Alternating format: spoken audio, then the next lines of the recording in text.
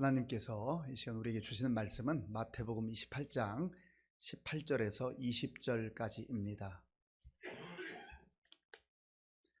신약 성경 52쪽 마태복음 28장 18절에서 20절까지의 말씀 한 목소리로 봉독을 하겠습니다. 예수께서 나와 말씀하여 이르시되 하늘과 땅의 모든 권세를 내게 주셨으니 그러므로 너희는 가서 모든 민족을 제자로 삼아 아버지와 아들과 성령의 이름으로 세례를 베풀고 내가 너희에게 분부한 모든 것을 가르쳐 지키게 하라. 볼지어다 내가 세상 끝날까지 너희와 항상 함께 있으리라 하시니라. 아멘. 할렐루야. 네, 반갑습니다. 우리 찬양님에 오신 우리 성도님들 환영 축복합니다. 오늘은 이제 항존직 세미나로 우리가 모입니다만은 우리 또 모든 성도들에게 필요한 말씀이기 때문에 우리 찬양 예배 우리 신현우 목사 장로의 신학대학교 기독교 교육학 교수님으로 또 섬기고 있습니다. 이제 제자 공동체를 세우는 교회 비전이라고 하는 제목으로 말씀 전하실 때 큰 은혜가 있기를 바랍니다. 나오실 때 우리 할렐루야로 환영을 하면 좋겠습니다. 할렐루야.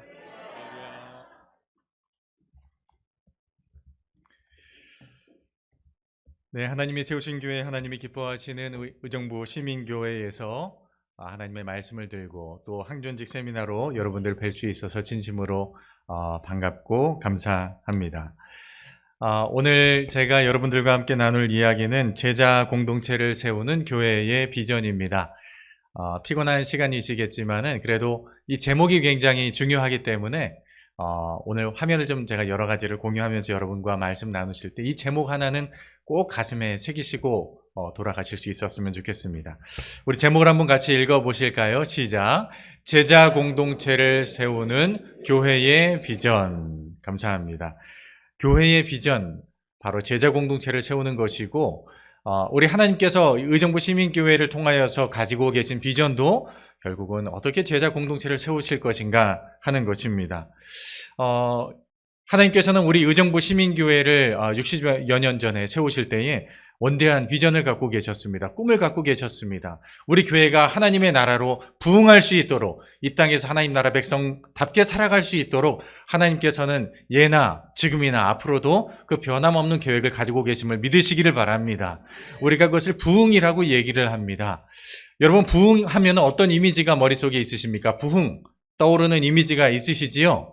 우리 성경적으로나 신학적으로나 그러나 우리가 부흥을 이야기할 때는 이 네 가지를 이야기를 합니다. 한번 저와 여러분들 이 부흥이라는 말 밑에 있는 네 가지 네 줄을 한번 저와 여러분들이 한번 같이 읽어보시겠습니다. 시작. 복음 전도에 대한 열망과 헌신, 다양한 위협과 도전 앞에서도 굴복하지 않는 신앙, 교회의 양적 성장과 질적 성숙, 회개와 갱신을 향해 부르짖음, 이 모든 것이 하나님께서 우리에게 원하시고 예비하시는 부흥인 줄로 믿습니다. 단지 사람이 많아지는 것만 부흥이 아닙니다. 물론 부흥에는 앞서 말씀드린 것처럼 세 번째 읽은 것처럼 교회의 양적 부흥도 있지만 그것은 하나의 열매입니다. 교회가 수적으로 부흥하고 사람이 늘어나는 것은 그 안에 무언가가 있기 때문에 그것은 무엇이냐? 바로 하나님 나라를 가슴에 품고 열망을 품고 그리고 다양한 세대가 하나님 앞에서 온전하게 살기를 바라는 그 부르짖음이 가득할 때에 그 자리가 부흥의 자리가 되는 것이고 그 부흥의 열매로서 많은 이들이 교회로 찾아오고 하나님 백성으로 살아가기로 다짐하게 되는 것입니다.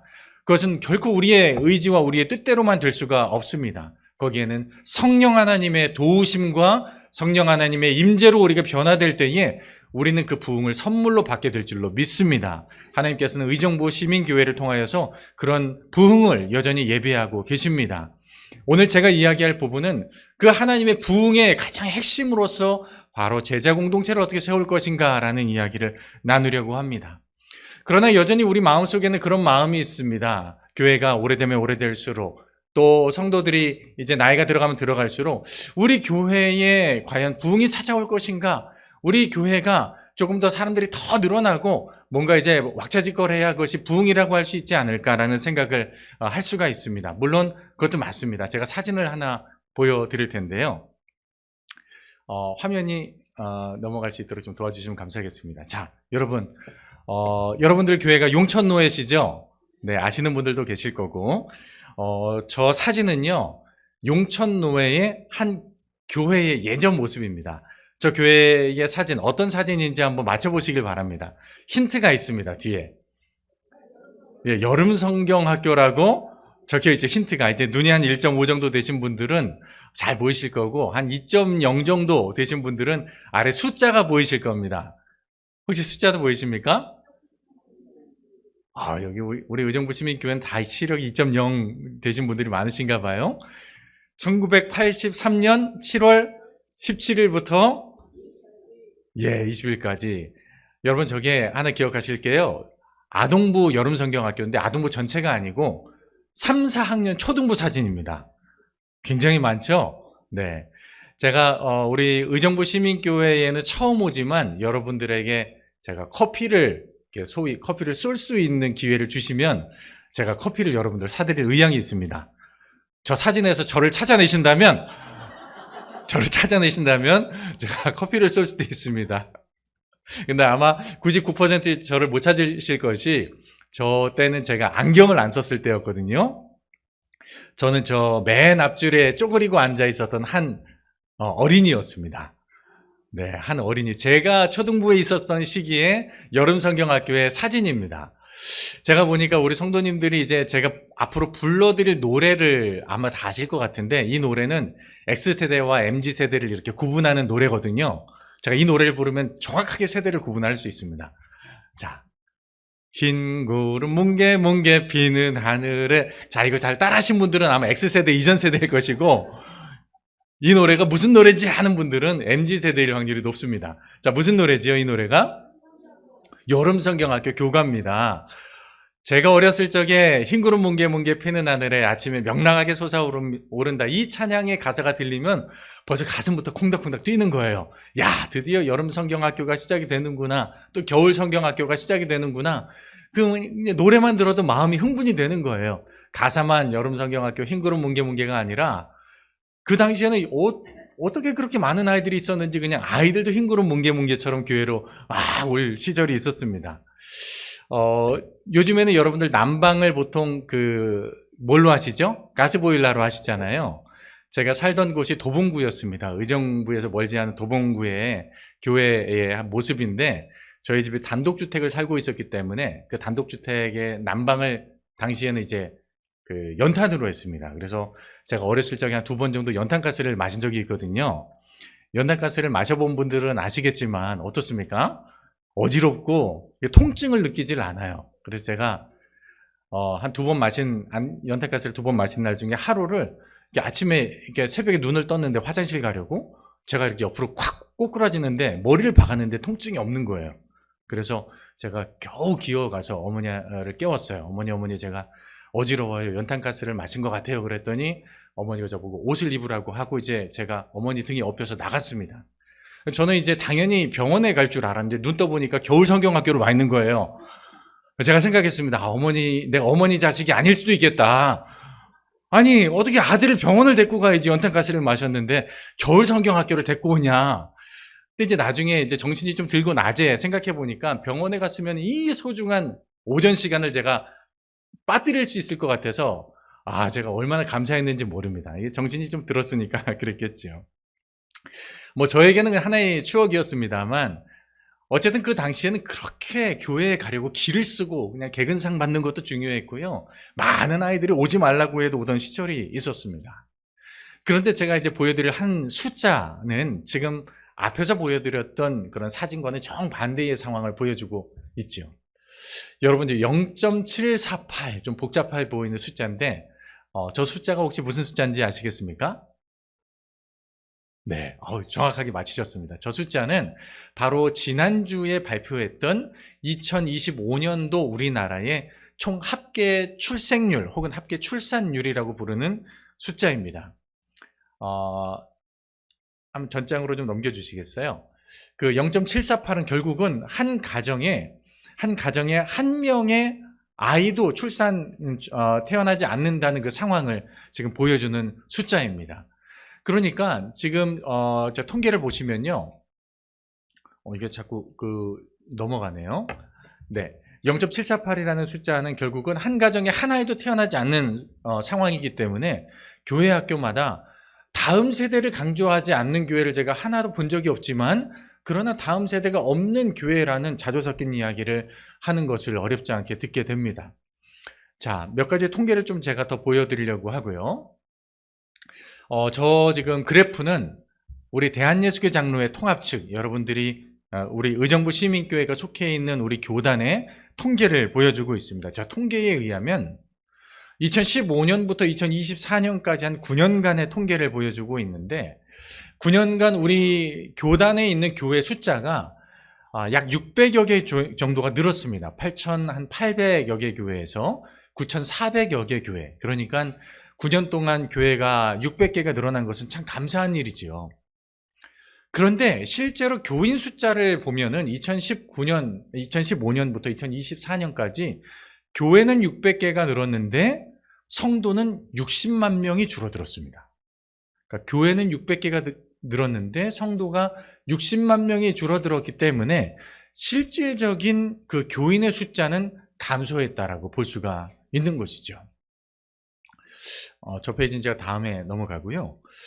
그래서 지금 현재 우리 교세에 의하면 한 명에서, 전체 성도가 한 명에서 50명인 교회의 퍼센테이지가 우리 교단의 58%를 차지합니다.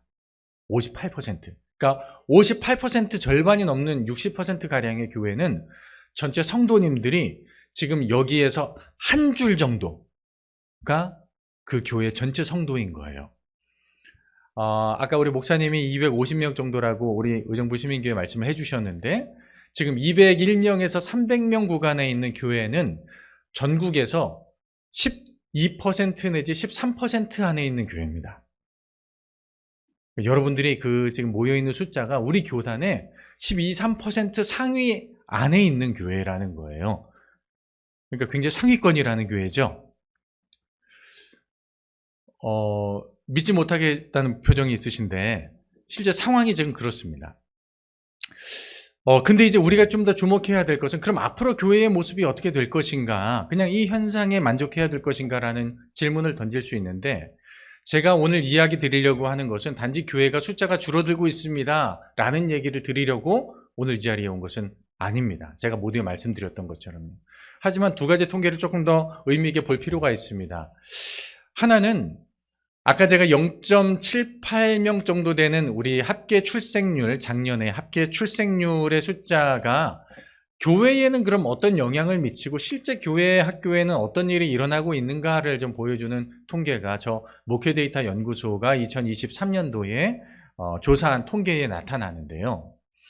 근데 사실은 저 통계가 굉장히 충격적입니다. 왜냐하면 우리 지금 대한민국의 학령기 인구, 그러니까 0세에서 한 18세 정도로 보면은 매년 태어나는 아이들의 숫자의 감소율에 비해서 교회 학교의 감소율이 훨씬 가파르게 떨어지고 있다는 거예요. 예를 들면 지금 저기 보여드리는 자료는 우리나라 전체 통계와 우리 교단의 통계를 같이 비교를 해놓은 것인데, 일반 학령 인구가 19%가 감소하는 동안, 그러니까 약 650만 명에서 한 520만 대로 19%가 지난 10년간 줄어들었다면, 우리 교단에 있는 교회 학교 학생은요 19%가 줄어든 게 아니고 37%, 거의 2배 가까이가 줄어들었다는 겁니다. 초등부 상황만 놓고 보면은 더 가파른 감소 추세를 보인다는 것이죠. 그러면 저 통계만 놓고 보면은 우리가 질문을 할 수가 있습니다. 아니, 아이들이 줄어들었으니까 교회 학교가 줄어들었겠지 정도가 아니고, 왜 아이들이 줄어든 숫자의 2배만큼이나 교회 학교는 줄어든 것일까? 그러면 단지 숫자가 줄어든 것만으로 교회가 어떤 이 설명을 할 수가 없는 겁니다. 그럼 또 다른 혹자는 이렇게 얘기할 수가 있겠죠. 아이들이 더 이상 교회에 나올 필요를 느끼지 못한다 라고 이야기를 할 수도 있을 것입니다. 아이들이 이제 더 이상 영적인 필요를 느끼지 못한다는 거예요. 내가 교회에 가지 않는다는 것은 내 안에 이제 모든 것이 만족스럽기 때문에 경제적으로나 뭐 상황적으로나 만족스럽기 때문에 더 이상 교회에 내가 나가지 않아도 나는 영적인 필요를 느끼지 다 바깥에서 채워질 수 있다라는 그런 것으로 인식할 수 있다라는 거죠. 그러나 실제로는 그렇지 않다는 현상들을 많이 보게 됩니다. 자, 그래서 저는 여러분들에게 오늘 숫자 이야기는 여기까지만 하려고 하고요. 우리가 이 앞에 비관적인 어떤 숫자만 놓고 보면은 과연 의정부 시민교회에 소망이 있을까? 한국 교회에 소망이 있을까? 아니, 다음 세대가 이렇게 급격하게 줄어들고 있는데 앞으로 우리 교회는 과연 어떤 비전을 가지고 살 것인가라고 걱정, 고민을 하고 있는 분들에게 저는 먼저 이 말씀을 드리고 싶습니다. 우리가 세상의 눈, 단지 숫자를 가지고 파악할 수 있는 미래가 아니라 숫자를 넘어서서 하나님이 우리 교회를 갖고 계신, 우리 성도들을 갖고 계신 그 하나님의 시선을 회복할 때에 세상이 바라보지 못하는 부흥과 비전을 발견하게 될 줄로 믿습니다. 우리 밑에 있는 저 하나님의 시선이라고 써있는 글씨 밑에 두 줄을 한번 여러분 저와 같이 한번 읽어보실까요? 시작. 하나님은 숫자에 갇히신 분이 아니다.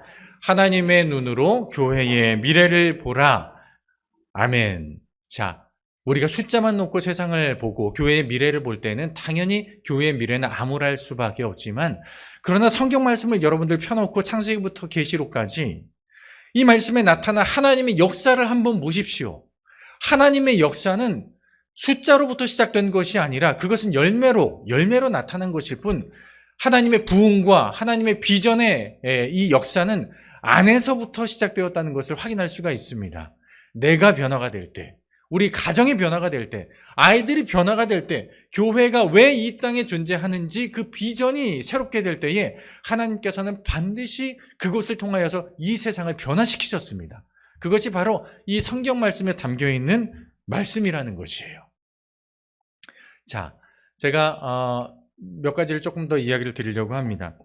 요즘에 아이들이 그러면 어떤 시대를 살아가고 있는가? 이제 고등부까지, 청년부까지 아이들, 우리가 보통 MZ세대라고 이야기를 하지 않습니까? 뭐 밀레니얼과 Z세대의 합성어인 MZ세대라고 부르기도 하고 또 알파세대라고 부르기도 합니다. 요즘에 그 구분을 하는 가장 중요한 척도는 디지털 기술에 달려 있어요. 제가 우리 성도님들 대부분 보니까 이제 디지털 이 기기가 핸드폰이 없을 때 태어나셨던 분들이 대부분이시죠. 그렇죠? 네, 나는 핸드폰 생긴 후에 태어났다. 한번 손 들어보시겠어요? 핸드폰 생긴 다음에 태어나셨으면 한 10살 정도 되실 것 같은데 대부분의 핸드폰이 생기기 전에 태어나신 분들이죠. 그래서 이 핸드폰을 이제 생활 속에서 가장 가까이 하면서 태어났느냐, 아니면은 내가 살아가면서 이 핸드폰이나 디지털 기술이 생겨났느냐에 따라서 세대 구분을 하는데, 뭐 알파 세대도 있고 베타 세대도 있고 세대도 있지만은 여러분들 요즘에 그 세대를 우리가 그래서 바라보면서 이 세대를 디지털의 어떤 특성만으로 구분하는 데 있어서는 한계가 있다는 것을 보여주는 증거가 있습니다.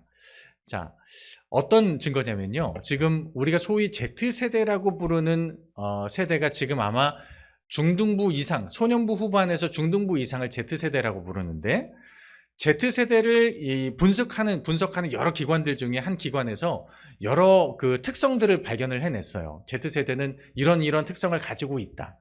근데 앞에 보시면은 굉장히 어려운 말들이 적혀 있죠. 무슨 트라이브십이라든지 하이퍼 퍼스널리티라든지 이런 말이 있는데 이거 다 모르셔도 되고요. 중요한 특성 두 가지를 발견해냈어요. 중요한 특성 두 가지. 뭐냐? 2023년과 2024년에 나타난 특성 중에 하나는 이 지금 젊은 세대들이 나름대로 관계를 굉장히 갈망한다는 거예요. 우리 기성세대가, 어른 세대가 바라볼 때는 소위 젊은 세대를 뭐라고 평가합니까? 개인주의적이다. 너무 자기만 한다. 우리 공동체를 위해서 희생할 줄 모른다라고 이야기를 하잖아요. 그런데 그 기준은 뭐냐면 이런 기준입니다. 우리 기존 세대가 바라볼 때의 관계를 잘 맺는 사람은 주로 학연, 지연, 혈연, 교회로 치면 이제 교연을 잘 맺는 사람들은 관계적이고, 그렇지 않은 사람들은 관계를 잘 모르고 개인주의적이다라고 이야기를 하는데, 그런 입장에서 보면 지금 젊은 Z세대는 너무 개인주의적인 거예요. 그러나 이 사람들이 실제로 삶을 살아가는 삶의 패턴들을 보니까요, 과거에 우리가 기준으로 삼던 혈연, 학연, 지연 혹은 교연은 중요하게 여기지 않는다 할지라도 자기가 관심이 있고 자기가 애정을 갖는 부분이라면 학연을 뛰어넘어서, 지연을 뛰어넘어서, 어떤 혈연을 뛰어넘어서 누구와도 밥을 먹을 수 있고 누구와도 관계망을 맺을 수 있는 특성을 지닌단 말이죠. 예를 들면 강변에서 의정부를 이렇게 관통하는 한 강변에서 우리 아침 7시에 달리기 할 사람 모여라 그러면요, 그 사람이 어느 학교를 다니든 어디 출신이든 상관없이 같이 모여서 달리기를 하고 땀을 빼고 차를 마시는 그런 세대라는 거예요. 여전히 관계를 소중히 여기는 세대라는 것이죠.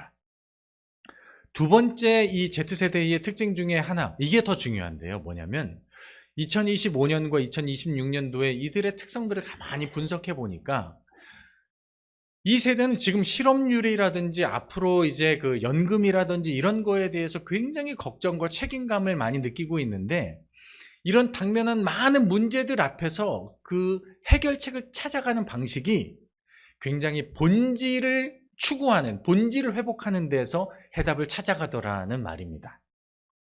단지 돈을 많이 벌고 우리 기성세대처럼 열심히 산업화를 이루어서 어떤 그런 답을 찾아 나가는 것보다 자신들이 할 수 없는 한계를 명확하게 느끼다 보니까 안에서부터 그 절망이 굉장히 커질 때마다 본질에서부터 답을 찾아간다는 거예요. 본질에서 답을 찾아간다. 이 표현이 굉장히 중요합니다. 자, 제가 사진을 하나 보여드릴 텐데요. 자, 여러분, 이 사진이 혹시 무슨 사진일지 한번 맞춰보십시오. 아니, 그 전 사진입니다. 네. 저 사진이 혹시 무슨 사진일까요? 제가 힌트를 드리자면, 2024년도에 우리나라에서 손안에 꼽힐 만큼 많이 관람객이 찾아왔던 박람회입니다. 박람회. 혹시 무슨 박람회인지 한번 맞춰보십시오. 사진만 넣고 보면.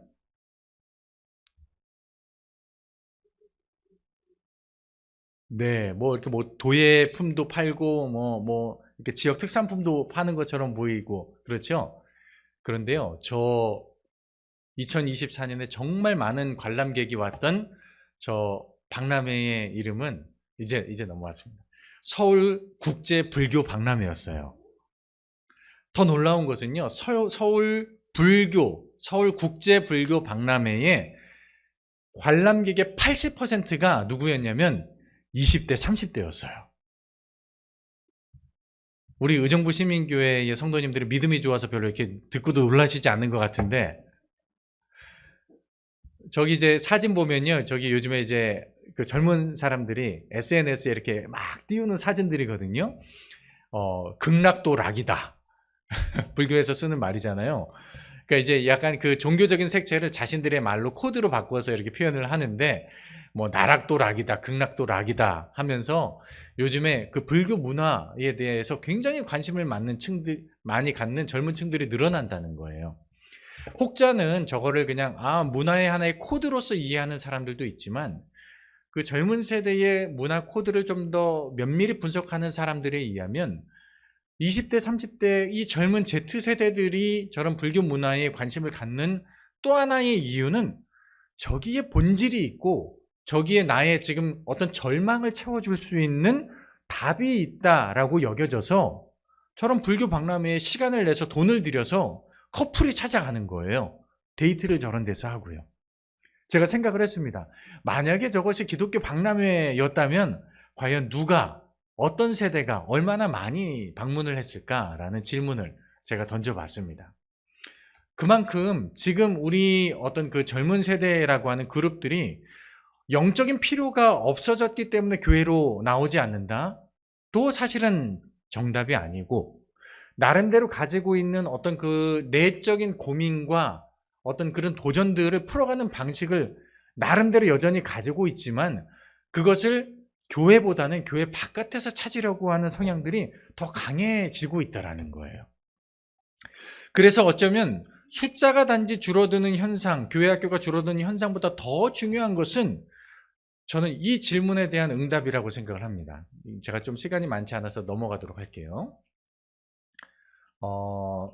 그것은 바로 이 질문에 대한 답을 교회가 가지고 있는가입니다. 한번 같이 읽어보실까요? 시작. 신앙교육을 통해 어떤 그리스도인이 길러지기를 기대하는가. 저는 이게 교회 학교의 고민만이 아니라 오늘 여기 앉아 계신 의정부 시민교회의 모든 성도님들, 우리 어린이부터 조부모에 이르는 노년 세대에 이르는 모든 우리 분들이 함께 고민해야 되는 것이라 생각이 들어요. 앞에서 말씀드렸던 것처럼 지금 어떻게 보면은 30, 40 세대 젊은 세대가 단지 숫자가 줄어들어서가 아니라 의정부에도 한번 가보십시오. 아마 이야기를 들으실 겁니다. 학교에 가면 90%에 가까운 아이들은요, 예수 그리스도에 대해서 한 번도 들어보지 못한 아이들이 많아요. 아니, 그 정도가 아니고요. 혹시 여러분 이런 이야기 들어보셨습니까? 2단, 2세, 3세 혹시 들어보셨습니까? 모태신앙은 아시죠? 예, 우리 기독교 가정에서 자라나는 아이들을 이제 모태신앙을 가졌다라고 얘기하는데요. 요즘에 말하는 모태신앙은 이런 거예요. 모태신천지, 모태통일교.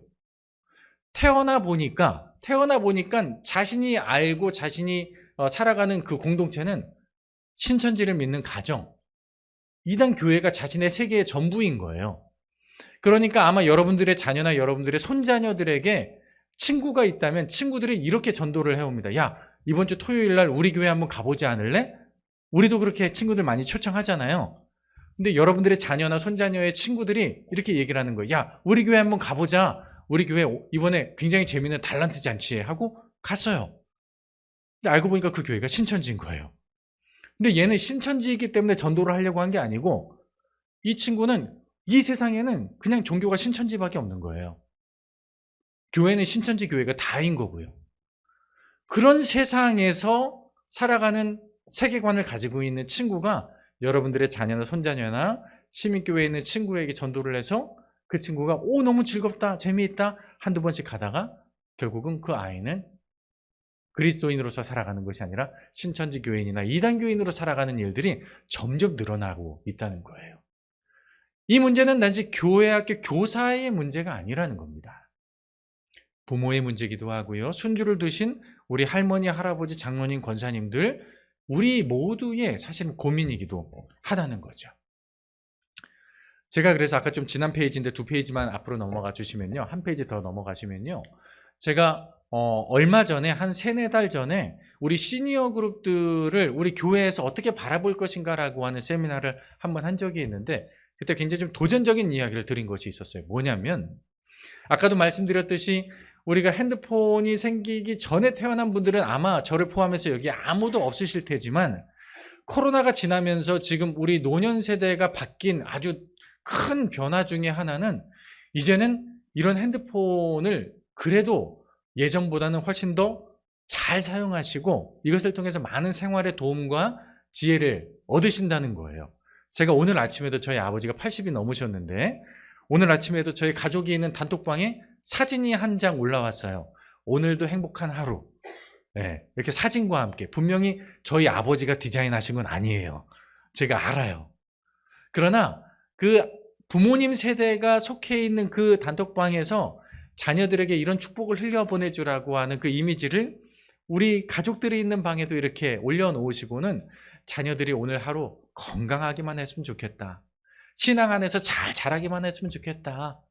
오늘 직장이 지방에 있든지 아니면 손자녀가 해외에 유학이 가 있더라도 어디에 가 있든지 신앙 안에서 잘할 수 있으면 좋겠다라는 마음으로 사진을 한 장 올리신 거예요. 아무것도 아닌 것처럼 보이지만 자녀나 손자녀의 입장에서는 그 부모의 역할은 신앙의 전수자로서의 역할을 그 아버지가 오늘 아침에 이 디지털 기기를 통해서 하신 거란 말이죠. 바꿔 말하면 의정부 시민교회의 다음 세대의 문제는 단지 교회학교 교사만의 문제가 아니라 지금 여기에 앉아 계신 한 분도 빠짐없이 앉아 계신 여러분들의 손에 의정부 시민교회와 하나님 나라 백성 세우는 일에 미래가 달려있다는 사실을 꼭 기억하시길 바랍니다. 그렇다면 우리가 아까 던졌던 그 질문, 이 질문이 우리에게는 너무나 중요하고, 저는 이제 하나님 말씀과 더불어서 교회의 이런 실천과 비전을 좀 나눴으면 좋겠다라는 이야기를 들려드리려고 합니다. 다시 한번 저 질문을 읽고 말씀을 좀 살펴보려고 합니다. 같이 읽겠습니다. 신앙교육을 통해 어떤 그리스도인이 길러지기를 기대하는가? 결국은 우리가 기르고 우리 가정에서 자라는 아이든지 여러분들이 지금 교회에서 기르는 아이든지 간에 결국은 몇 명이 올 것인가보다 더 중요한 것은 이 자리에 오는 그 한 명 한 명이 과연 어떠한 사람으로 길러져서 이 교회에서, 이 사회에서, 이 땅에서 하나님 나라 백성으로 살아가게 할 것인가, 바로 그 지점에 우리의 마음과 시선이 가 있어야 된다는 것이죠. 그리고 그 부분에 대해서 예수님께서는 마지막 승천하시기 전 마태복음 28장 18절에서 20절 말씀에 우리에게 아주 선명한 비전을 주셨어요. 여기에 저는 5가지 원리가 있다라고 생각을 하는데, 이 말씀을 잘 아시겠지만 다시 한번 우리에게 주시는 소명의 말씀으로 우리가 함께 읽을 수 있기를 바랍니다. 자, 우리 한번 같이 읽어보실까요? 시작. 예수께서 나와 말씀하여 이르시되 하늘과 땅의 모든 권세를 내게 주셨으니 그러므로 너희는 가서 모든 민족을 제자로 삼아 아버지와 아들과 성령의 이름으로 세례를 베풀고 내가 너희에게 분부한 모든 것을 가르쳐 지키게 하라. 볼지어다 내가 세상 끝날까지 너희와 항상 함께 있으리라 하시니라. 아멘. 이 말씀을 여러분 보통 어떤 명령으로 알고 계십니까? 예수님의 선교 명령, 위대한 명령으로 알고 계시지만 이 말씀은 또한 교육 명령이기도 합니다. 이 말씀은 예수님께서 하늘로 올라가시기 전에 제자들에게 부탁하신 말씀이에요. 너희가 세상 끝까지 가서 아버지와 아들과 성령의 이름으로 많은 모든 민족들을 제자로 삼아서 세례를 주고 그리고 내가 너희에게 분부한 모든 것을 지키도록 가르치라. 혹은 가르쳐서 지키도록 하라. 내가 이것을 끝까지 너희를 지켜보고 도와줄 것이다 라고 하는 약속이 이 말씀 속에 나타나 있습니다. 저는 이 말씀이 주는 의미가 무엇이냐, 바로 우리 가정에서 자녀를 기를 때에, 의정부 시민교회가 다음 세대를 바라볼 때에 오늘 아침에도 우리 집사님, 장로님, 권사님이 그냥 그저 스쳐 지나갔던 그 한 아이를 향한 시선을 오늘 이 말씀에서 저는 발견할 수 있기를 바랍니다. 이 아이는 누구누구 집사님 자녀가 아니에요. 누구누구 권사님 손주가 아니에요. 지금 여러분들의 곁을 지나갔던 그 많은 아이들은요, 바로 작은 예수 그리스도의 제자들이 지금 우리 교회를 살아가면서 성장하는 줄로 믿습니다. 그 아이들을 그렇게 바라볼 때 교회의 비전이 저는 새롭게 될 줄로 믿어요. 그래서 우리가 그 아이들을 향한, 그리고 사실은 그 아이들을 길러내는 나를 향한 비전도 새롭게 되어야 되는데, 이 말씀 속에 5가지 원리가 있다라고 제가 말씀을 드렸습니다. 제가 이렇게 한번 5가지 원리를 핵심 키워드를 말씀을 드릴 테니까 그게 왼쪽에 써 있고요. 그 키워드 오른쪽에 우리가 읽었던 성경 말씀이 같이 따라오게 됩니다. 제가 신앙 하면 여러분들 그 옆에 읽어주시는 거예요. 그래서 제가 하나하나 조금 설명을 드리도록 하겠습니다. 제가 먼저 하나 외쳐볼게요. 신앙, 정체성, 언어, 공동체, 실천. 자, 우리 5가지 이제 하나씩 살펴볼 텐데, 결국 제자는 누구인가? 어떤 그리스도인을 기르기를 원하는가? 의정부 시민교회 교회학교 출신이라면, 의정부 시민교회의 가정에 속한 자녀, 손자녀들이라면 이 5가지가 예수 그리스도의 은혜 안에서 새로워질 수 있기를 바랍니다. 그것이 신앙과 정체성과 언어와 공동체성과 실천, 이 5가지를 겸비한 사람이 주님의 제자로 세워진다는 것이죠. 자, 하나씩 우리가 한번 살펴볼 테니까 혹시 오늘은 세미나니까 뭐 적으셔도 되고요. 핸드폰으로 입력을 하셔도 되고요. 사진을 찍으셔도 됩니다. 예, 요즘엔 뭐 적지 않고 그냥 사진을 찍으셔도 되니까요. 여러분 꼭 기억하시면 좋겠어요. 바라기는 우리 의정부 시민교회에서 자라는 모든 아이들과 더불어서 지금 여기 앉아 계신 우리 성도 제자님들은 먼저 신앙이 새로워질 수 있기를 바랍니다. 신앙은요, 오늘 말씀에 의하면 하늘과 땅의 권세를 내게 주셨으니, 우리 바로 예수 그리스도께서 이 땅과 이 하늘의 모든 권세를 가진 분이라는 사실을 나의 마음을 다해서 고백하는 신앙을 갖는 사람, 그 사람이 바로 제자라는 사실을 기억하시길 바랍니다. 우리 성도님들이 먼저 이 고백을 할 수 있어야 돼요. 우리 자녀들을 교회 학교에서 오늘 아침에도 예배를 드리겠습니다. 11시에 유치부, 아동부, 중고등부가 예배를 드렸고요. 또 3시에는 청년 예배가 있다고 얘기를 들었습니다. 예배를 드리는 이 예배자들의 입술로부터 나오는 고백은 바로 이 고백이 되어야 되는 거예요. 예수님은 이 세상을 다스리시는 나의 구주이십니다. 주님만이 내 인생의 주권을 가진 분이십니다. 주님 없이는 내 인생에 아무것도 아닙니다라는 고백을 마음 진심으로부터 우러나오도록 우리가 어떻게 도울 수 있을까? 이것이 교회의 비전이 새로워지는 비결이에요.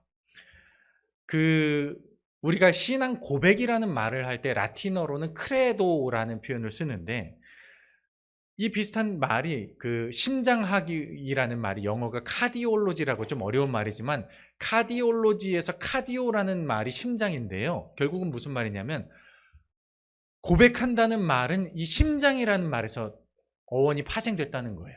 그냥 입술로 고백하는 게 아니에요. 예수님은 나의 구주이시오. 주님은 나의 산성이시오. 내 인생의 주인이십니다라고 하는 고백은 가슴에서부터 우러나올 때의 고백이 진정한 고백이라고 할 수 있다는 겁니다. 이것은요, 어떻게 가르칠까보다 더 중요한 것이에요. 여러분들이 지금 자녀들을 키우실 때요, 나름대로 꿈이 있으실 거예요. 고민이 있으실 거예요. 그런데 여러분들 가장 먼저 하나님께 드릴 그 기도의 고백은 이것입니다. 하나님, 내 자녀는 주님의 것입니다. 내 것이 아니에요. 맞습니까? 우리 자녀는 우리의 소유일 수가 없는 거예요. 우리 자녀는 하나님의 자녀이고 하나님이 만드셨고, 그래서 하나님을 아는 인생이 되어야 되는 겁니다. 그래서 내 자녀가 어떠한 처지에서도 이 고백을 할 수 있도록 도와주십시오. 우리 부모님들의 역할이 그래서 중요한 거예요. 우리 할아버지, 할머니, 우리 장로님, 권사님들의 역할이 중요한 겁니다. 제가 11년을 미국과 캐나다에서 유학도 했고 현지에 있는 그 교회를 섬기는 일을 했었습니다. 제가 보고 돌아온 것은 뭐냐면요, 지금 뭐 미국이나 유럽의 교회가 다 죽어간다고 얘기하잖아요. 근데 저는 정반대 현상을 보고 왔거든요. 미국 교회가 회복이 되고 있어요. 미국 교회의 가정이 살아나고 있어요. 어떻게 살아났나를 봤더니 아이를 위해서 교회와 가정이 함께 힘을 합치는 거예요. 부모님이 주중에는, 그리고 교회에서는 우리 교회학교 선생님들과 리더들이 우리 같은 신앙교육의 대상인 다음 세대를 놓고 최선을 다하는 겁니다. 그래서 제가 부푼 마음을 가지고 한국에 돌아와서, 우리 이제 대한민국, 제가 11년을 떠나 있었으니까 한국도 뭔가 바뀌었겠지 생각을 하고 한국으로 돌아왔어요. 그래서 이제 청소년 사역자들을 만났습니다. 그래서 청소년 사역자들에게, 우리 한국에 있는 청소년 사역자 6명을 제가 귀국하자마자 만나서 이런 이야기를 들려줬어요. 북미교회가 지금 죽어가는 게 아니라 다시 살아나고 있는데 그 비결 중에 하나가 교회와 가정이 한 팀이 돼서 할아버지, 할머니가 우리 손자녀를 위해서 정말 애쓰고 기도하는 그런 상황 가운데 하나님께서 부흥을 허락하시더라. 우리 한국교회의 청소년 사역 현장은 어떻습니까? 라고 제가 물어봤더니요, 여러분, 제가 미리 말씀드립니다. 충격은 받지 마시고요, 우리 한국교회에서 중고등부 사역하시는 분들이 우리 부모님들을 뭐라고 부른지 아십니까? 7년 전 얘기입니다. 지금은 좀 바뀌었어요. 우리 한국교회에서 부모님들은 청소년 사역에서 어떤 존재입니까? 제가 물어봤더니요, 우리 청소년 사역자들이 이렇게 대답을 했습니다. 뭐라고 대답했냐?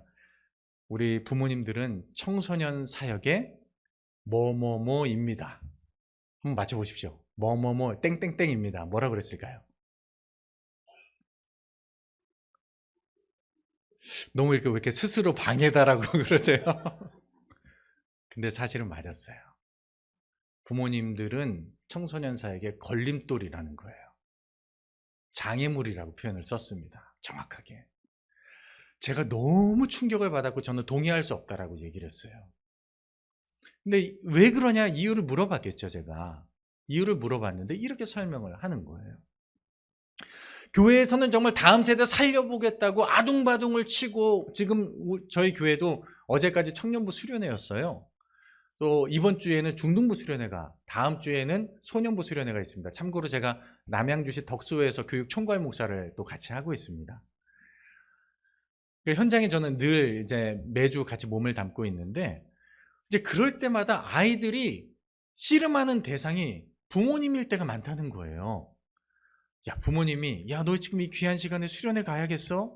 학원 가야 되지 않아? 다른 친구들 다 지금 학원 가서 공부하는데, 너 이렇게 교회에서 하면 너 미래 다 이게 망치고 말어. 그래서 이 사역자들이 얼마나 오죽했으면 그런 거친 표현을 썼겠습니까? 걸림돌, 장애물. 제가 이제 자녀가 지금, 하나는 군대 가 있고 둘째는 대학교 2학년에 올라갑니다. 둘 다 아들인데 제가 비슷한 상황을 경험을 한 거예요.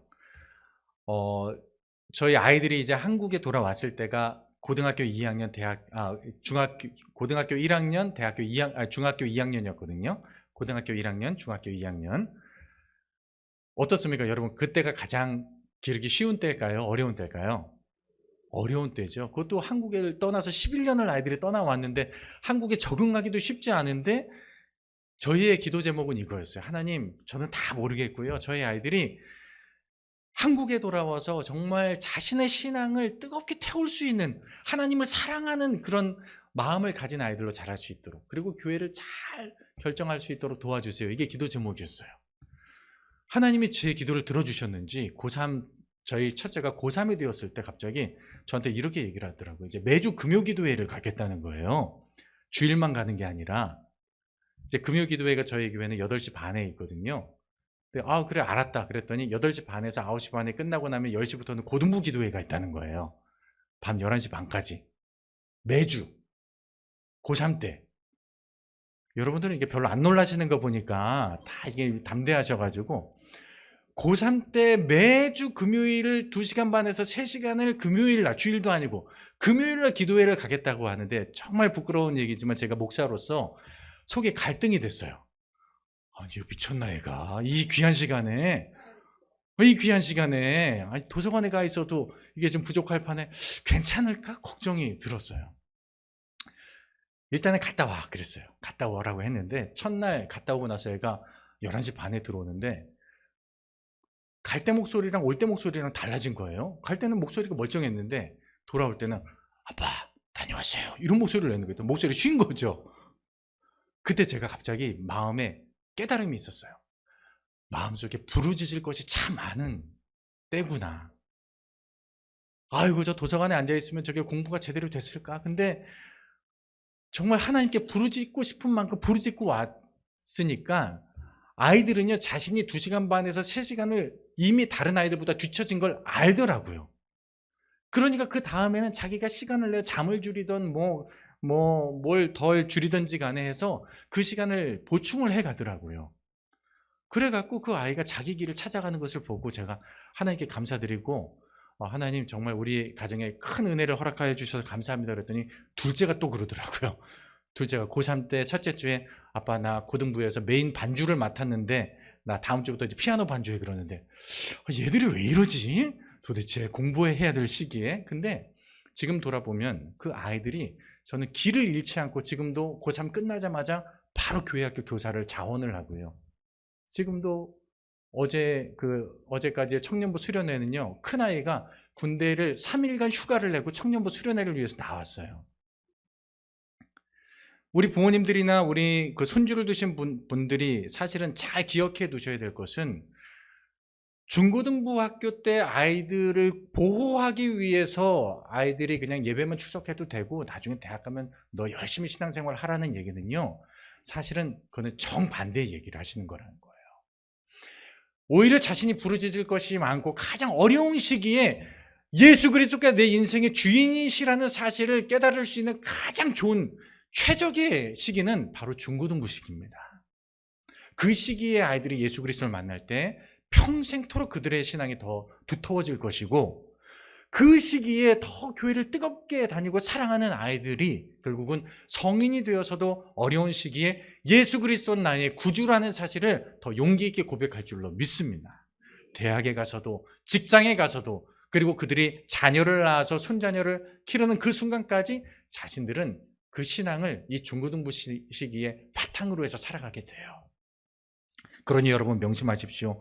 그리고 기도할 때마다 생각하십시오. 우리 의정부 시민교회의 우리 가장 신앙교육의 중요한 목적은 아이들이 가슴으로부터 예수 그리스도를 나의 주님, 나의 구주라고 고백할 수 있는 그런 아이를 길러내겠습니다. 이것이 우리 온 교회와 가정의 신앙 고백이자 비전이 될 수 있기를 간절히 바랍니다.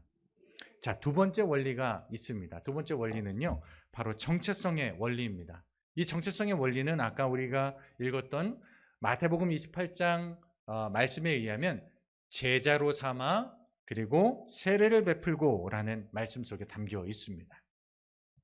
아이들이 예수 그리스도를 구주로 고백하게 되면은 그 아이들의 마음속에 무엇이 형성이 되냐면 정체성이 형성이 돼요.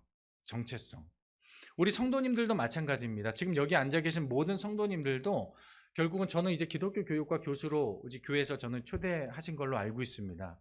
다음 세대를 어떻게 신앙 양육을 할 것인가. 근데 정말 중요한 것은요, 다음 세대의 신앙 양육의 키는 바로 여기 앉아 계신 여러분들이 어떤 정체성을 갖고 있느냐에 달려 있어요. 예수님이 모든 백성을 제자로 삼고 아버지와 아들과 성령의 이름으로 세례를 주라라는 그 표현은요, 사실은 엄청난 표현입니다. 최근에 번역되었던 새 한글 성경이라고 있어요. 오늘 우리가 같이 읽었던 성경 번역은 개역 개정 성경이고요. 그러나 이제 최근에 우리 젊은 세대를 위해서 번역된 새 한글 성경에 보면은 그 제자라는 말에 각주가 이렇게 달려 있습니다. 제자란 본디 학생을 뜻한다. 스승을 따르고 스승에게 배우는 사람을 가리킨다.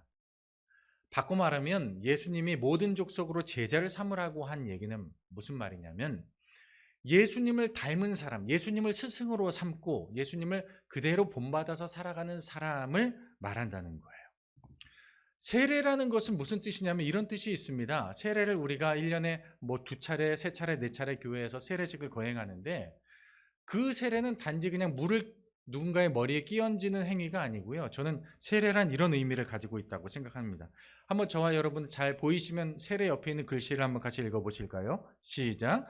나를 그리스도인 외에 다른 존재로 인정하지 않겠다는 고백을 하는 제자.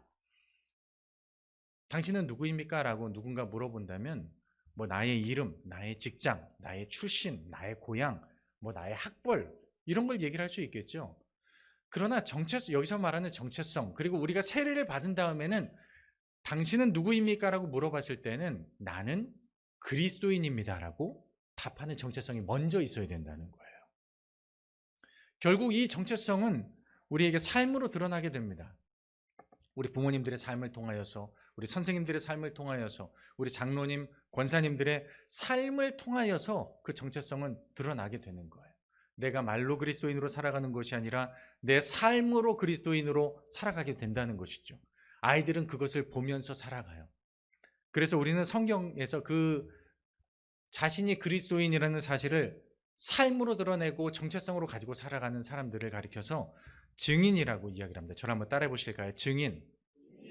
자, 제가 한번 2페이지 좀 넘겨서 말씀을 좀 읽어볼 텐데요. 사도행전 1장 6절에서 8절, 특별히 8절 말씀 한번 같이 읽어보겠습니다. 시작. 오직 성령이 너희에게 임하시면 너희가 권능을 받고 예루살렘과 온 유대와 사마리아와 땅끝까지 이르러 내 증인이 되리라 하시니라. 아멘. 자, 여기서 증인이 되라라는 말, 예수님의 말씀은요, 이 마태복음 28장 말씀과 짝을 이루게 되는데, 증인이라는 사람은 우리 법정 용어로 말하면 어떤 사람입니까, 여러분? 증인. 언제 법정에서 증인으로 출석 요구를 받죠? 여러분들은 이제 그 법정에 가실 일이 없으니까 잘 모르실 수 있지만 요즘 법정 드라마 보면 어떻습니까? 어떤 사건을 목격한 사람, 그죠? 내가 본 것을 그대로 보았다고 말하는 사람, 내가 들은 것을 그대로 들었다라고 말하는 사람, 내가 경험한 것을 그대로 경험했다라고 말하는 사람을 보통 우리는 증인이라고 얘기를 합니다. 그런데 오늘 사도행전 1장 6절에서 8절 말씀에 보면은 예수님이 나의 증인이 되라고 말씀을 하세요. 그 말씀은 무슨 말입니까? 제자들과 함께 3년의 공생애를 지나면서 예수님이 행하신 일을 보았습니다. 예수님이 가르치신 것을 경험을 했습니다. 예수님이 돌아가신 것을 보았고요. 더 놀라운 것은 예수님이 죽었다가 살아나신 것을 본 사람들이 바로 예수 그리스도의 증인이라는 거예요. 그럼 그 증인이 해야 되는 일은 뭡니까? 내가 본 것을 본대로 이야기하고, 내가 들은 것을 그대로 들은 대로 이야기하고, 내가 경험한 것을 그대로 경험했다고 얘기하는 사람이 바로 예수 그리스도의 누구라고요? 증인이라는 것입니다. 우리는 어떤 사람을 길러야 되는가? 우리는 어떤 사람이 되어야 되는가? 바로 예수님의 증인을 기르고 예수님이 증인이 될 수 있기를 간절히 바랍니다. 저는 이 이야기를 사도행전 9장에서도 똑같이 발견을 하게 돼요. 사도행전 9장에 보면은요, 사울이 바울 되었던 사건이 드러납니다. 여러분, 사울 잘 아시죠? 사울은 예수님을 믿는 사람을 감옥에 가두고 죽이는 것을 같이 동참했던 사람이 사울이었어요. 이 사울이 그런데 다메섹 도상에서 예수님을 인격적으로 만납니다. 예수님의 말씀을 들었어요. 삶이 변화가 됐어요. 그리고 예수님의 사도로 살게 되는 그런 인생을, 이제 변화된 인생을 살게 되는데, 문제는 이 사울이 바울 되었다는 사실을 누가 안 믿느냐? 누가 믿지 못하느냐? 누가 못 믿습니까? 예수님의 제자들이 믿지를 못하는 거예요. 말도 안 돼. 사울이 어떻게 예수님을 전해? 그 거짓말 하는 거 아니야? 우리 속이려고? 우리도 잡아가려고 거짓말 하는 거 아니야? 다들 의심을 갖고 있는 거예요. 그런데 그 옆에서 유일하게 보증을 서준 한 사람이 등장을 합니다. 그 사람이 누구였어요? 여기 지금 앞에 말씀 보면 사도행전 9장 27절 말씀 한번 같이 읽어보실까요? 시작. 바나바가 데리고 사도들에게 가서 그가 길에서 어떻게 주를 보았는지와 주께서 그에게 말씀하신 일과 다메섹에서 그가 어떻게 예수의 이름으로 담대히 말하였는지를 전하니라. 아멘. 아무도 사울이 바울 되어서 예수 그리스도의 사도가 되었다는 것을 믿지 않는데, 유일하게 지금 이 바울을 보증해 주는 사람이 있어요. 누구였습니까? 바나바였어요. 저는 바라기는 우리 의정부 시민교회의 선생님들과 부모님들과 조부모님들 모든 직분자들이 이 바나바와 같이 될 수 있기를 간절히 바랍니다. 바나바가 무슨 일을 했냐면요, 바로 여기에 의정부 시민교회의 다음 세대 사역에 비전이 담겨 있는데요, 이거예요. 바나바가 사울을 데리고 사도들에게 갔어요. 예수님의 제자들에게 가서 이렇게 설명을 해주면서 변호를 하는 겁니다. 바울을. 내가 바울이 예수님의 사도가 된 것을 내가 보증할 수 있어. 왜냐? 세 가지 이유 때문인데, 첫 번째는 그가 길에서 어떻게 주를 보았는지, 사울이 예수님을 봤다는 거예요. 그걸 내가 봤다는 겁니다. 예수님을 봤다는 건 예수님을 만났다는 거예요. 어떻게 하면 나의 자녀들이, 의정부 시민교회의 우리 아이들이, 우리 교회 학교의 아이들이 예수님을 만날 수 있도록 도와줄 수 있을까? 그리고 내가 그 목격자가 되어주는 거예요. 두 번째, 사울이 예수님의 사도인 것이 분명한 이유는 주께서 그에게 말씀하신 일과 주님께서 이 사울에게 말씀을 하셨다는 거예요. 직접 주님의 말씀을 경청했다는 거예요. 이 얘기는 무슨 말이냐면, 우리 의정부 시민교회에 사명이 있다면 다음 세대에게 끊임없이 말씀을 들려주는 겁니다. 하나님의 말씀을, 이 살아있는 말씀을 틈날 때마다 들려주는 거예요. 제가 최근에 부흥한다고 하는 건강한 교회의 이야기들을 많이 듣습니다. 우리가 소위 생각할 때에 부흥하는 교회들 보면요, 일단 인테리어를 바꾸면 잘 된다고 생각을 해요. 실제로 영향이 있습니다. 뭐 교회 옆에다가 체육관을 만든다든지, 아이들이 거할 공간을 만들면요, 아이들이 실제로 일시적으로 많이 오긴 와요. 그런데 이런 표현을 써서 죄송하지만 이 약발이 어느 정도 가다가 떨어집니다. 왜냐하면 환경이 줄 수 있는 데는 한계가 있거든요. 그런데 더 중요한 것은요, 이 아이들에게 말씀을 심어줄 때에 이 마음속에 담벼락이 엄청 높은 아이들 같아 보이지만 이 아이들이 변화되는 사건이 일어난다는 거예요. 네, 잠시 한번 좀 봐주시겠어요?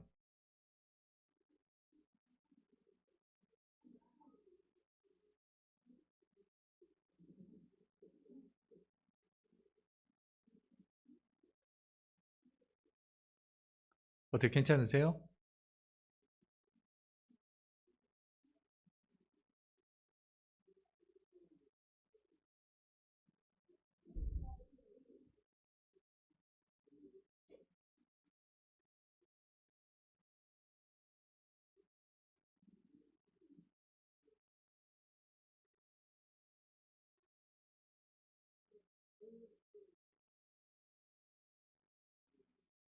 어떻게 좀 부축을 해주시는 게 나을지 아니면은 괜찮으실지? 괜찮습니다. 네.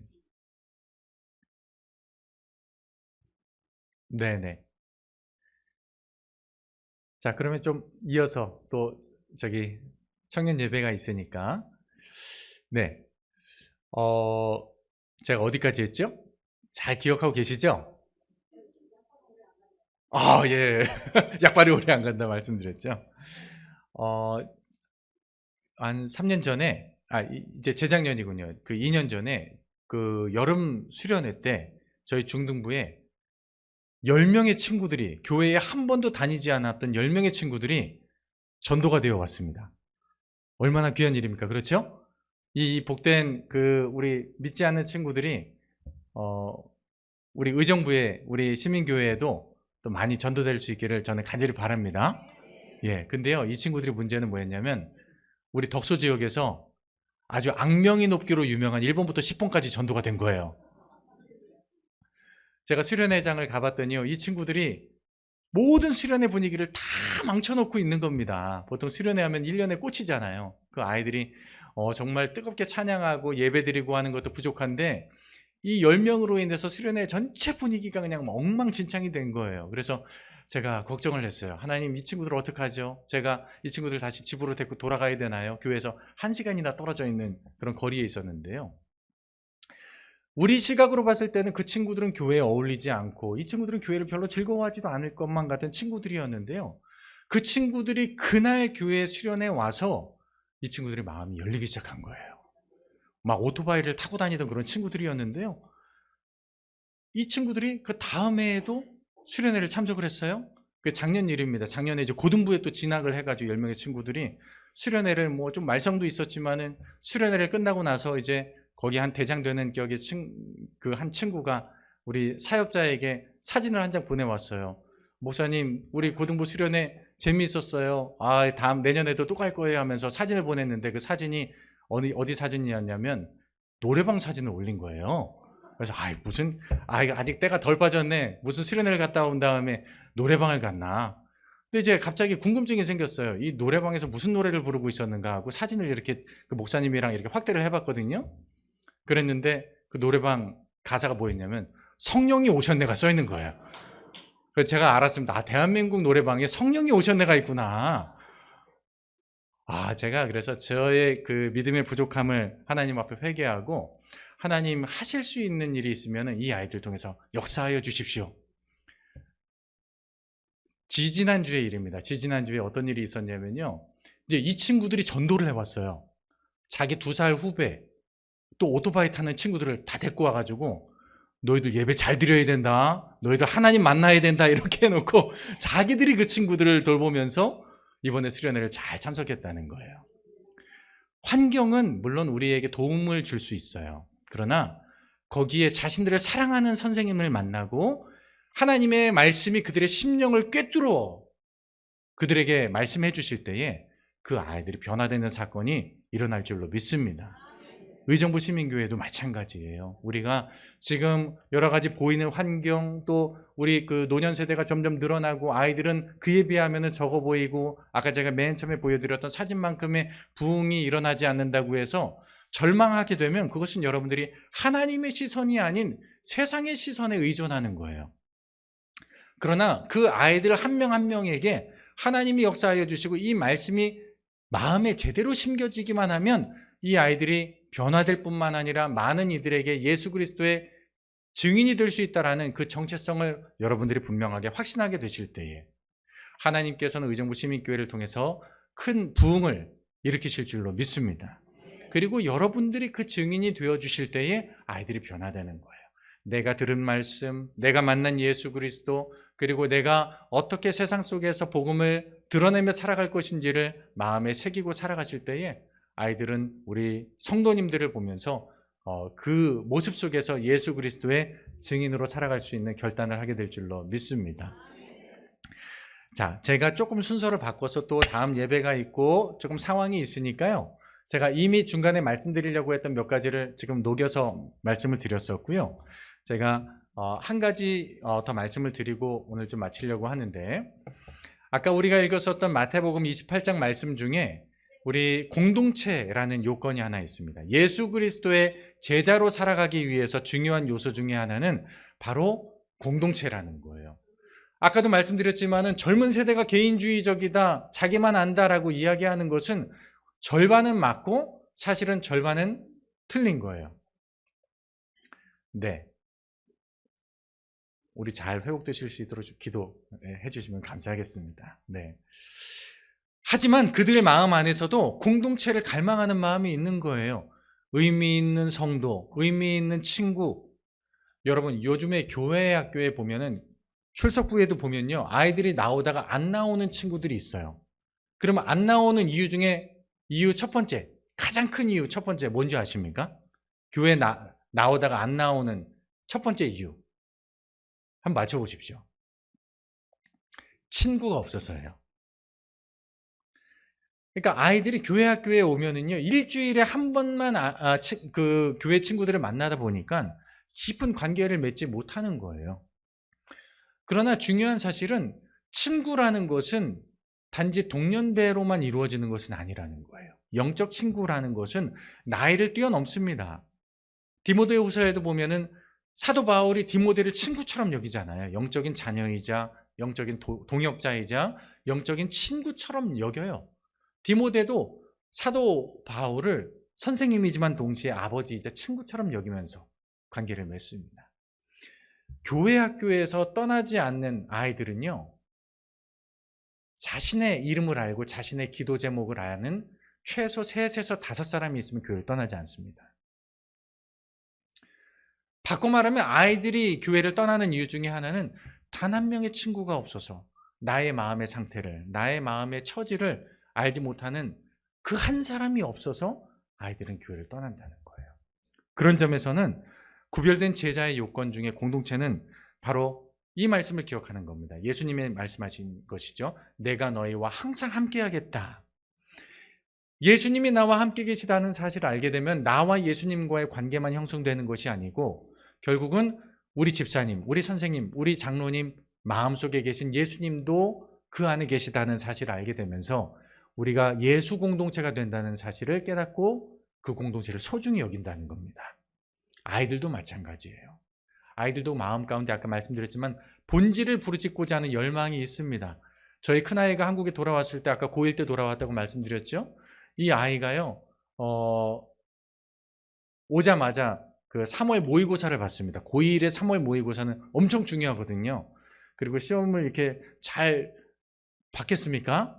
10년을 넘게 해외에서 살다가 왔는데, 그리고 이제 15일 동안 준비를 해서 월말에 성적표를 갖고 왔는데 성적표가 제가 한 번도 태어나서 보지 못한 성적표를 갖고 온 거예요.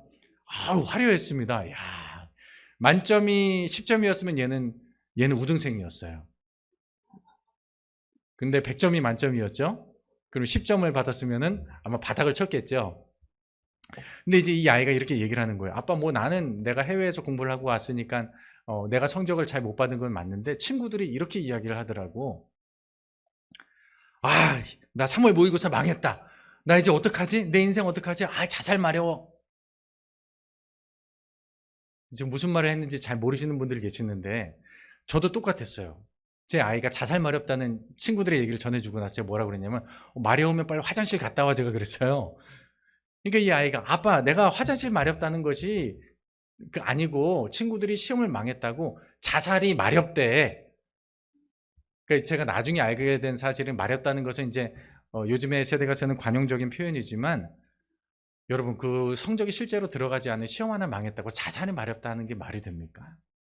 근데 우리 그리스도인들은, 부모님들은, 우리 성도님들은 이 말을 고지고대로 해석하시면 안 되고 거기에 의미가 담겨 있다는 것을 발견을 하셔야 돼요.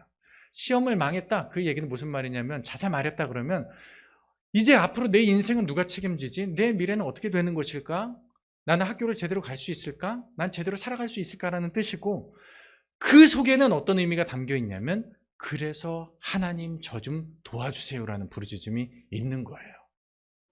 그거를 예수님을 믿는 친구들은 그 표현을 알아서 기도하면서 부르짖는 것이고, 예수님을 모르고 아직 교회에 오지 못한 친구들은 어떻게 표현할 길이 없으니까 그냥 친구들이 표현하는 말 그대로 따라서 자살 마렵다라고 표현한 것일 뿐, 믿는 아이들 믿지 않는 아이들 모두가 사실은 하나님께 부르짖고 있는 거예요. 그러면 우리가 해 줘야 될 일은 뭐냐? 그러한 처지에 있는 아이들을 다 보듬어 안고 내가 너의 곁에서 너를 위해서 기도할 거야. 하나님이 너와 함께 계셔라고 하는 영적인 친구가 되어주는 것인데, 그것을 요즘의 말로 표현하면 우리 다음 페이지 좀 넘겨주시면요. 이제 거의 마지막입니다. 네, 바로 앞 페이지. 바로 우리가 온 세대 교회가 되어주는 거예요. 지금 우리 한국교회, 교회학교가 가지고 있는 큰 문제점 중에 하나는 교회학교에 다니는 아이들의 그 교회를 바라보는 시선과 우리 성도님들의 시선이 다르다는 거예요. 이해하는 교회가 달라요. 한 교회, 한 지붕의 교회를 다니는데 각자 교회가 어떤 교회예요? 교회는 어떤 곳이에요? 라고 물어보면 고백이 다 달라요. 그러나 주님은 우리를 뿔뿔이 부르시지 않으시고 머리는 하나, 그리고 한 몸에 붙어있는 다양한 지체로 한 몸 공동체로 부르셨는데, 저는 그것을 온세대 교회라고 부릅니다. 우리 의정부 시민교회가 다음 세대의 신앙교육을 회복하고 다음 세대가 미래 세대로 성장할 수 있도록 돕고 우리 자신도 성장할 수 있는 것은 바로 이 온세대 교회로 회복하는 것인데, 온세대 교회는 바로 이런 교회입니다. 한번 여러분 화면을 같이 좀 읽어보실까요? 시작. 온세대 교회란 성령 안에서 예수 그리스도의 한 몸 공동체의 정체성을 함께 공유하며 세대와 세대가 함께 어우러져 환대와 사랑, 상호 돌봄과 신앙적 지혜를 나눔으로써 하나님 나라를 위해 협업하는 하나님 나라 가족 공동체. 조금 여러 가지 의미가 담겨 있어서 어렵게 들리긴 하지만 정리하면 한 3가지 정도로 구분을 할 수가 있습니다. 첫 번째는 결국은 어린이나 청소년이나 청년이나 장년이나 노년에게 같은 우리 교회에 대한 고백이 나와야 된다는 거예요. 의정부 시민교회는 어떤 교회입니까? 라고 물어봤을 때 여러분들 자녀들에게, 손자녀들에게 여러분 스스로 고백할 것은 우리 교회는 예수님이 머리이신 한 몸 된 교회입니다. 우리 교회의 머리는 예수님이라는 거예요. 그리고 우리는 다 예수님께 붙어있는 한 몸의 지체라는 겁니다. 아이들도 그 고백을 할 수 있도록 부모님들은, 선생님들은 도와주셔야 되고요. 그냥 어느 부서는 행정적인 구분일 따름이에요. 우리는 예수님의 몸된 교회에 있다는 한 몸 공동체의 정체성을 같이 계속해서 비전을 공유하는 것이 첫 번째. 두 번째는 그 세대가 함께 어우러지는 공동체의 환대의 자리가 필요하다는 거예요. 그래서 저는 우리 교회에서도 말씀을 드립니다만 제가 장로님들께 가끔씩 여쭤보거든요. 장로님 교회 아이들 5명 이름 대보세요. 지나가다가. 그러면 누구 얘기를 하세요. 이름만 기억하시는 게 아니라 그 아이가 요즘에 어떤 기도 제목을 갖고 있는 것을 알아요. 이게 얼마나 큰 영향력을 갖느냐면요. 사실 아이들이 자신을 위해서 기도하는 우리 의정부 시민교회의 성도님들과 지체들이, 장로님들이 있다는 것을 아마 살아가면서 가장 큰 자부심으로 느낄 수 있게 될 거예요. 힘들고 어려울 때마다 내가 홀로가 아니라는 사실을 기억하면서 기도 제목을 요청하게 될 거예요. 하나님, 장로님, 집사님, 저를 위해서 기도해 주세요. 이것만큼 끈끈한 공동체가 없는 거예요. 그리고 마지막으로는 섬김과 봉사의 자리에 다음 세대를 계속해서 참여하는 거예요. 참여시키는 거예요. 지역 봉사가 있을 수도 있어요. 단계 선교가 있을 수도 있어요. 그것을 연령대로 가는 것도 필요하지만 때로는 연령을 함께 섞어서 함께 봉사하고 함께 나누는 자리. 이런 곳에서 저는 아이들의 몸소 교회를 경험하고 교회가 정말 저분들의 교회가 아니라 내 교회, 우리 교회라는 정체성을 갖게 되면서 그 안에서 말씀을 더 깊이 있게 의미 있게 받아들이게 될 줄로 믿습니다. 이제 시간이 돼서 이제 정리하려고 합니다. 제가 준비해온 것들은 조금 더 있었지만 그러나 제가 전달하고자 하는 모든 얘기는 다 여러분들에게 전해드린 것 같습니다. 하나님께서는 여전히 우리 의정부 시민교회를 통하여서 건강한 제자, 건강한 증인한 사람을 기르기를 원하십니다. 우리 마지막 페이지 좀 같이 읽고 이제 마칠 텐데요. 혹시 방송실에서 맨 마지막 페이지 좀, 네, 좋습니다. 우리 맨 마지막 페이지 한번 같이 읽어보실까요? 시작.